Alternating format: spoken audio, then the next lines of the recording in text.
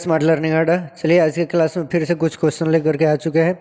देखते हैं फटाफट उन सारे प्रश्नों को। और आप लोग जो भी प्रश्न आपको नहीं पता होंगे उनको ज़रूर नोट डाउन करते रहिएगा और इसके बारे में हम आगे पूछेंगे भी आप लोगों से। तो आज का हमारा जो पहला प्रश्न है वो है, इनमें से कौन जन्म दर नियंत्रण की शल्य विधि है? तो इसमें ट्यूबेक्टोमी और वैसेक्टोमी ये दोनों के दोनों जो है ना, ये दोनों के दोनों जन्म दर को नियंत्रित करते हैं। ट्यूबेक्टोमी वैसेक्टोमी अगर आपको नहीं पता है तो ज़रूर एक बार पूछ लीजिएगा ऑफलाइन क्लास में आने के बाद। और दूसरा चीज़ ये करना है कि आप लोगों को इसको पढ़ के भी आना है, अगर पढ़ा चुके हैं ऑफलाइन तो। आगे बढ़ते हैं। अगला प्रश्न है, इनमें से कौन क्लायोटोरिस का समझात अंग है? क्लायोटोरिस का, तो क्लायोटोरिस के बारे में जब हम पढ़ते हैं तो पता चलता है कि इन लोगों का लिंग जो है वो समझात अंग होता है, ठीक है, एक जैसा होता है। अगला है, मासिक चक्र पाया जाता है किस में पाया जाता है? तो प्राइमेट की मादा में, ठीक है, प्राइमेट की मादा में पाया जाता है, ये याद रखना है। अब यहाँ पे मासिक चक्र है तो प्रीमेट की मादा में और मनुष्य की मादा में कह रहे हैं स्तनपायी की मादा में।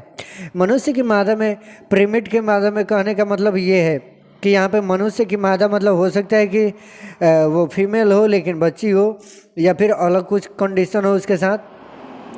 लेकिन प्रीमेट की जो मादा होती है उसमें मासिक चक्र वाला ही कहानी दिखाई देता है, क्योंकि उसी कंडीशन को प्रीमेट की मादा कहते हैं, ठीक है। और मनुष्य की मादा में पीरियड्स का अलग अलग कहानी होता है। मासिक चक्र किस में पाया जाता है ये बताना है, तो प्रीमेट की मादा में।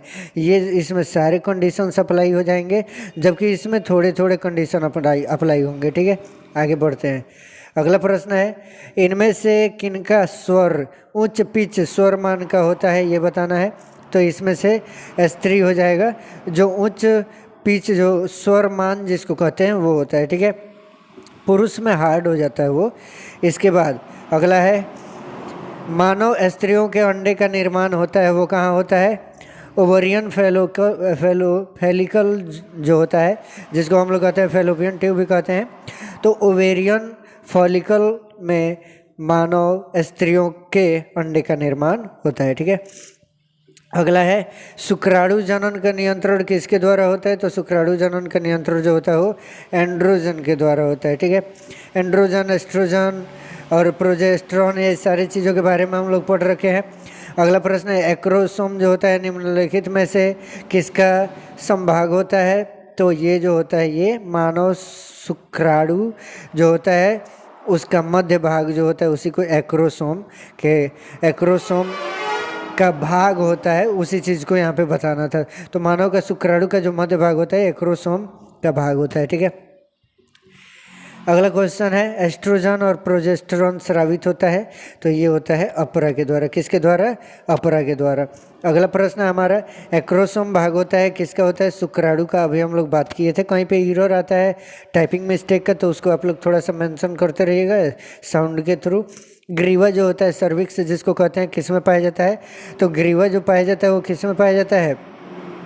ये याद रखना है, जो ग्रीवा होता है वो पाया जाता है गर्भाशय के बॉडी एवं योनि के बीच में, गर्भाशय के बॉडी और योनि के बीच में पाया जाता है, ठीक है।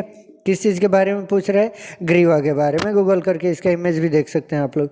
अगला प्रश्न है यहाँ पे, एस्ट्रोजन का स्रावण कहाँ होता है? एस्ट्रोजन का जो स्रावण होता है वो कहाँ पे होता है? तो पिट्यूटरी ग्रंथि में होता है।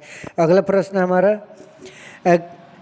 क्लीवेज के लिए क्या सही कथन है? क्लीवेज के लिए क्या सही कथन है? तो उसके लिए सही कथन है कि कोशिका का आकार इसके कारण घटता है, ठीक है। अगला प्रश्न हमारा, मानव मादा के भ्रूण में किस अवधि के लिए कौन सा सही कथन है?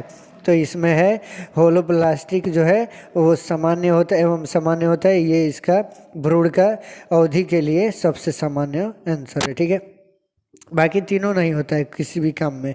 अगला प्रश्न है, निम्नलिखित में से मासिक चक्र अवधि के लिए कौन सा सही है? तो इसके लिए सही है, यहाँ पे हमारा सही आंसर हो जाएगा कि यहाँ पे ध्यान देना है कि एंडोमेट्रियम होता है और इसका पुनः निर्माण चूँकि 5 से 10 दिन में ख़त्म हो जाता है और उसका फिर से पुनः निर्माण की प्रक्रिया प्रारंभ हो जाती है, ठीक है। तो ये सही है। बाकी इसमें से कोई भी ऑप्शन आप लोग आराम से पढ़ करके पॉज करके देख सकते हैं, किसी भी एंगल से ये सही नहीं मिलेगा, ठीक है। एक बार हटा देते हैं इमेज को यहाँ से आप लोग देख सकते हैं। अगला जो प्रश्न है इसके बारे में बात करें तो सेरोटोली सेल जो होता है, सेरोटोली कोशिका जिसको हम लोग कहते हैं का नियंत्रण पिट्यूटरी के बताना है कि किस हार्मोन के द्वारा उसको नियंत्रण किया जाता है, तो उसको हम लोग कहते हैं एलएच, ल्यूटेनाइजिंग हार्मोन, जिसको हम लोग कहते हैं एलएच का फुल फॉर्म।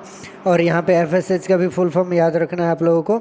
अगले प्रश्न की ओर हम लोग अगले वीडियो में फिर से मिलेंगे तो उसके बारे में बात करेंगे। तब तक के लिए इस वीडियो में इतना ही, धन्यवाद।